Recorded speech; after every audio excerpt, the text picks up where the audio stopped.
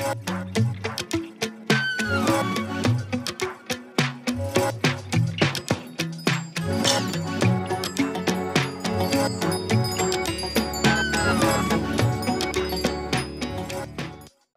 देखा। डॉक्टर फ़हीम इस वक्त हमारे साथ मौजूद हैं। डॉक्टर फ़हीम, हमेशा हम मेरे ख्याल में किडनी और डायबिटीज़ के हवाले से तो हमने इतनी बात की और इतनी बात करते हैं कि लोगों के मसाइल अल्लाह करेगा हल हो जाएंगे इंशाल्लाह। अच्छा, दूसरी भी और मौसमी भी कोई ना कोई ख़राबी, कोई ना कोई परेशानी चल रही है। ख़ुसूसी तौर पे मैं उस पर बात करना चाहती हूँ। जैसे लाहौर में स्मॉग के हवाले से बहुत प्रॉब्लम है, उससे लोगों की आँखें भी ख़राब हो रही हैं, नज़ला ज़ुकाम और इस तरह की चीज़ें भी हो रही हैं। तो जो माहौलियाती आलूदगी और अचानक से इस तरह का मौसम और उसके बाद आपकी तबीयत ख़राब होती है, उसके हवाले से कोई ऐसा नुस्खा है, कोई बात है जो आप बता सकें? नाहमदु व नुसल्ली अला रसूलिल करीम, अम्मा बाद, फ़अऊज़ु बिल्लाहि मिनश शैतानिर रजीम, बिस्मिल्लाहिर रहमानिर रहीम। सबसे पहले तो आपको, आपकी टीम को और देखने वाले नाजरीन को, और ख़ास तौर पे वो नाजरीन जो सोशल मीडिया पे हमसे कनेक्टेड रहते हैं, जी टीवी या डॉक्टर फ़हीम हर्बलिस्ट के प्लेटफॉर्म पे, उन सबको अस्सलाम वालेकुम व रहमतुल्लाहि व बरकातहू। देखें, बात ये है कि हम जो सनती ग़िज़ाई इस्तेमाल और जो सनती हमारा रहन सहन है, कमर्शियल हो गया है, बिल्कुल हर चीज़ कमर्शियल हो गई है। गैर फितरी, गैर कुदरती जब हम लिबादा ओढ़ लेंगे, अपने लाइफ स्टाइल को अपना लेंगे, तो फिर इस तरह का हमारा मौसम, यानी आप देखें दुनिया आर्टिफिशियली कुदरती माहौल की तरफ आ रही है। अब तो ये फैशन भी बनता जा रहा है कि आप देखें कि वो कारपेट भी अब घास वाले आ रहे हैं, कि वो ग्रास वाले जो है ना, और ट्रफ कहते हैं, पता नहीं बिल्कुल ऐसे ही ट्रफ की बात कर रही हैं आप। इसी तरह आप कोई देखें कि लोग होटल भी खूबसूरत बनाने के लिए वो झुग्गियाँ टाइप और झोपड़ियाँ टाइप जो है बनाने की कोशिश करते हैं खूबसूरती के लिए, पुराने स्टाइल के जो है ना बल्ब वगैरह भी, लाइट्स वगैरह भी। तो ये आना पड़ेगा, ये ज़रूरत है। फैशन भी पुराना वापस आ जाता है, बिल्कुल कुछ अरसे बाद फैशन भी वही वापस मगर ये हमें आना होगा। मगर एक चीज़ हमें और समझनी होगी कि जिस तरह ये हमारा लाइफ स्टाइल है, कि जिस तरह फैशन हम कपड़ों का ओढ़ना बिछोने की हम बात करें ग़िज़ाई इस्तेमाल के साथ साथ, अगर हम इसकी बात करते हैं तो ये हमें इस एनवायरनमेंट के अंदर फंसा दिया गया है।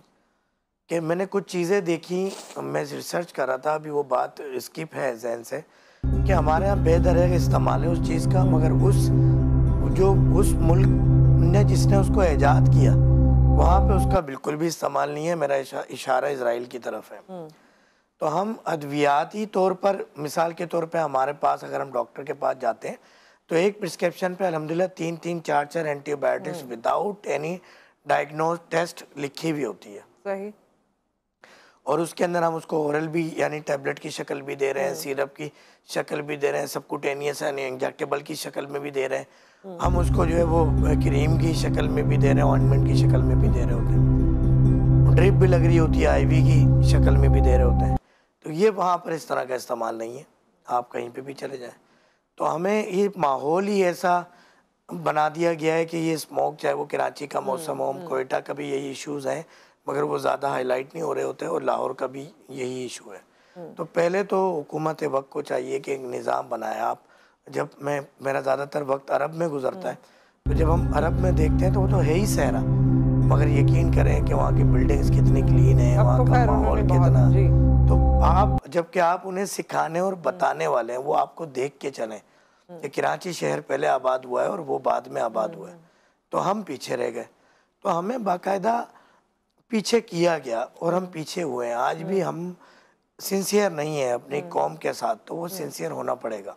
हम तरीका इलाज की बात करें, हम इस माहौल की बात करें, तो उसमें जब तक एक माहौलियाती तब्दीली नहीं लाएंगे, ये बहुत ही एक बड़ा टॉपिक है कि ये जाहिर है बहुत लंबा हो जाएगा, लेकिन ये कि कोई नुस्खा आप जो बताने वाले थे बिल्कुल ऐसे ही है।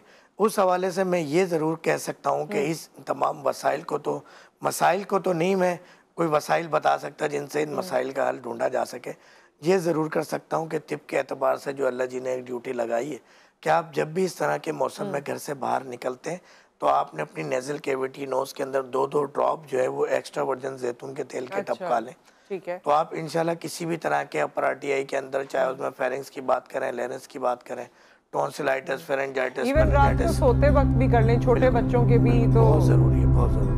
वरना फिर ये छोटे बच्चे का ये कि बाज़ औक़ात हम बता रहे होते हैं तो कुछ ये भी कंप्लेन आई कि वो सांस रोकता है बच्चा, तो आपने एक नाक में पहले डालना है। अच्छा। फिर जब वो इनहेल कर ले बाकायदा आपको वो यहाँ तक महसूस होगा कि आपके फेरिंग्स के अंदर, लैरिंग्स के अंदर क्या आपने कोई पिया है जैसे जैतून का तेल, तो वो आपको निकलते हुए महसूस होगा बाकायदा। तो वो आपने पहले एक नेज़ल कैविटी में डाला, फिर सेकंड में डाला, तो उस तरह बच्चा सांस नहीं रोकेगा या घबराएगा नहीं। तो ये ज़रूर करें इस मौसम में। और अगर कोई आरटीआई का शिकार है, इस मौसम का शिकार है, तो वो तो हर घंटे में भी इसको रिपीट कर सकता है, हर 15 मिनट में रिपीट कर सकता है। अल्लाह ताला ने कुछ चीज़ें कुदरती तौर पे ऐसी एंटीबायोटिक्स बनाई हैं, उसकी अगर मैं बात करूं तो वो एक हनी है, एक शहद है और एक जैतून का तेल है। ये ऐसे एंटीसेप्टिक हैं कि फौरी तौर पे जरासीम को मारते हैं आपकी बॉडी के अंदर और आपको बेहतर करने की सलाहियत रखते हैं। अच्छा, ये जैसे आपने मौसम का जिक्र किया, ज़ाहिर है अब कराची में भी हम देख रहे हैं कि सर्दी शुरू ही हो गई है, प्रॉपर जो अब हम कहते हैं कि जी सर्दी, तो मौसम के असरात में कोई किडनी पेशेंट्स या डायबिटीज़ के पेशेंट्स का मौसम के एतबार से कोई ख्याल रखने की ज़रूरत है? बिल्कुल ऐसा ही है। क्या रखने की ज़रूरत है? क्योंकि वक्त के साथ साथ मैं देखती थी, पहले मेरी नानी हमेशा धूप में बैठा करती थी, वक्त के साथ साथ हम सब ने धूप में बैठना छोड़ दिया। आजकल की जनरेशन का तो तसव्वुर में ही नहीं है कि वो धूप में भी जाना है, वरना वो नहा के लोग धूप में बैठते थे, फिर तेल का इस्तेमाल बहुत होता था, ऐसी और बहुत सारी नेचुरल चीज़ें होती थी। तो क्या मौसम से भी बचने की ज़रूरत है बीमारी में? हम एक बात मैं अक्सर बताता हूँ कि कभी भी मौसम का आगाज़ या जाते मौसम के फल इस्तेमाल नहीं करने हैं आपने।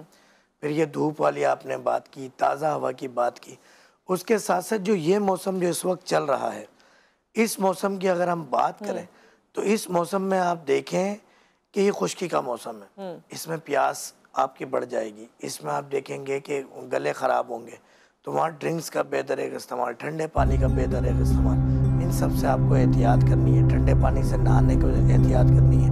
ठंड मौसम में आ रहा हो या जा रहा हो, आपने पानी से आपने एहतियात करनी है। पानी के बाद आपने हवा में नहीं आना, नहाने के बाद, बाथ लेने के बाद आपने पंखे के नीचे नहीं आना, एसी के नीचे नहीं आना।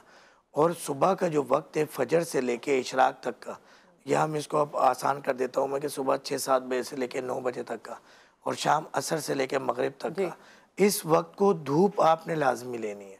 अच्छा। कोशिश करनी है।